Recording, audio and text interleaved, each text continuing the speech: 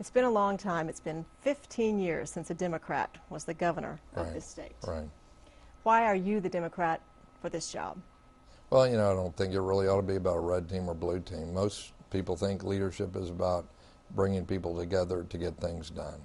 Texas is faring pretty well in terms of the jobless rate compared to the rest of the country. What do you do specifically to build job growth? Well, I don't know about,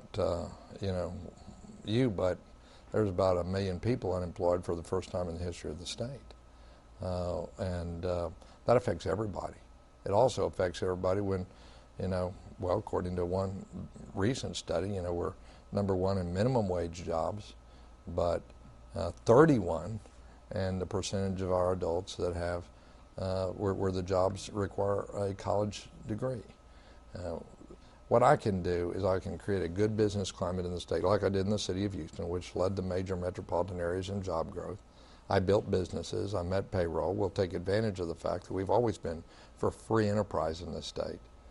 But we need to create a solid foundation for the future by running state government well.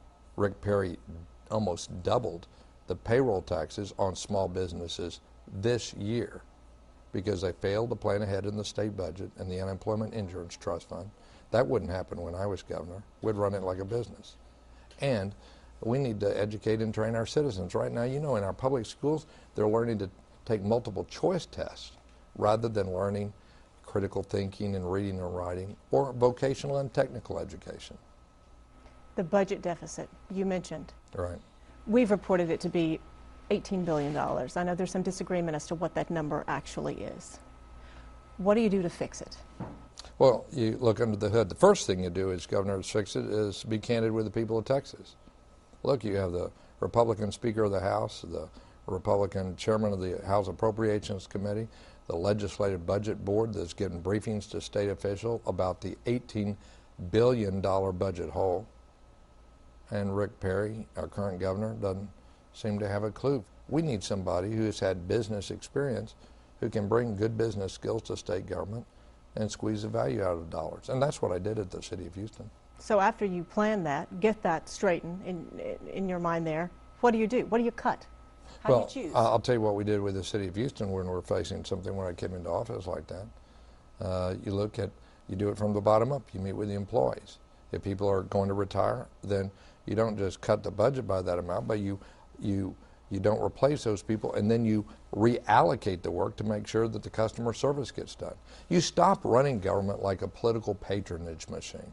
Now, I ask you what you would cut to balance the budget. Can you promise an area that you will not cut to balance the budget in this? Well, public safety ought to come first, okay? That's what we did within the city of Houston, and when we started trimming the sails, when we saw a recession coming about 20 months ago, but public safety was more or less off the table because that was something that was essential. That's why I'm going to put 1,000 new positions for police officers and deputy sheriffs all along the border. That's 1/10 of 1% of our budget.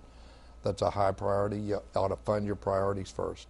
And then comes public and higher education, because that's the engine of future growth in this state. Public education leads right into my next question.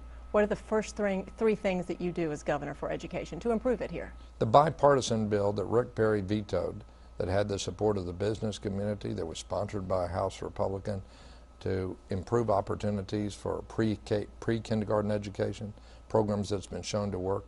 He vetoed it, I'd sign it. And then we'll replicate programs such as what I've done in Houston, where we reach out and we bring dropouts back to school, enlist the community resources. It costs very little public money. It's not something we talked about, it's something we've done. It's grown every single year. In one school district alone, we brought back 8,000 kids. And then we need to make sure that there's a long-term plan for financing higher education. Look, if he deals with this budget crisis like they did in 2003, since then, college tuition has almost doubled for four-year universities. If it doubles again, the middle class is going to be priced out of state universities. That's not acceptable. What about the violence along the border? You already mentioned sending more officers to the border. What else could you do to help solve that problem? Well, first I'd shoot straight about it. You find on Rick Perry's website the outrageous claim that he's cut crime rates along the border in the unincorporated areas by 65%. That's not true. We put the real crime statistics on there. Crime has gone up, not a whole lot, but it's gone up. under Rick Perry. I wouldn't.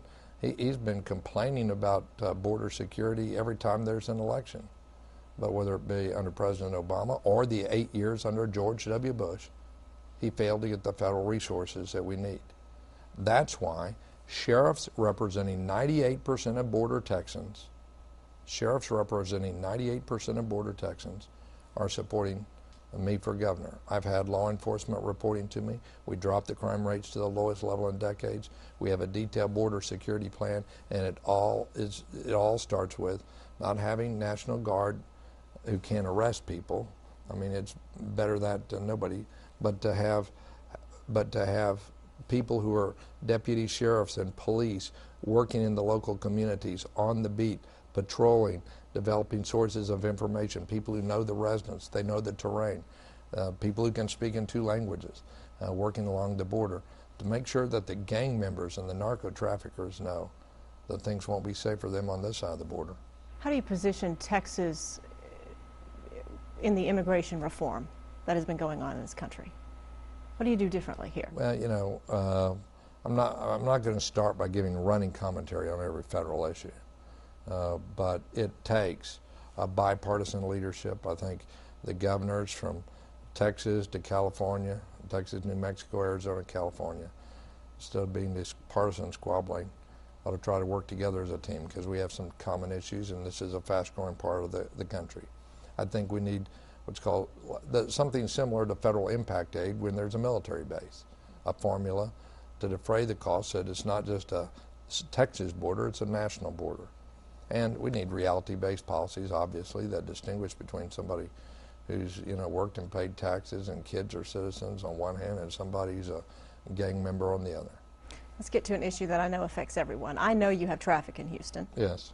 But we like to think, we do. We have traffic here in Austin, and we have some congestion problems. We need some relief. Yes. But we also know we have a lack of funding for this. What do you do to help us out? Well, first, you know, you got to clean up the Texas Department of Transportation. People in Austin, the leadership here may know what happened. There was a regional transportation plan. Oh, it's contentious. Some people want more rails, some people want more roads. Nobody wants anything in their backyard and the like. And I, as governor, I won't meddle in the local decisions, but here's what happened. The Texas Department of Transportation was so preoccupied with the corrupt land grab known as a Trans-Texas Corridor that they forgot that people are most worried about how to get from where they live to where they work. The national sentiment right now toward Democrats, it doesn't look that great as we head into the midterm elections here. I want to know, first of all, how you think that affects you here in Texas, and if that does affect you, how do you counteract it?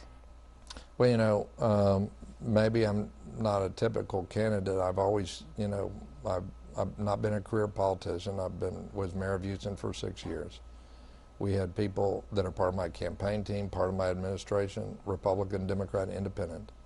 People are looking for that. They're tired of the partisanship, to tell you the truth. If you want to know something that's really unpopular, it's those strident, partisan talking heads that never seem to try to find common ground. That's the style of leadership that I offer. Look, I mean, Texas, we're a great state. If we're going to divide the state into groups and play them off against each other, how are you going to govern? And what do you think the main things are that you want Central Texas voters to remember about Bill White as they go to the polls? Look, if you want somebody who's, you know, slick with a sound bite, maybe there's somebody else. Somebody, when I first ran for mayor, said my ears were too big for TV. But if you want somebody who will shoot straight and get things done, that will make state government work for you, that will be a good steward of tax dollars, and that will work hard every week to prepare Texans for jobs with a real future, then I need your help. Thank you very much for talking with us. Thank you.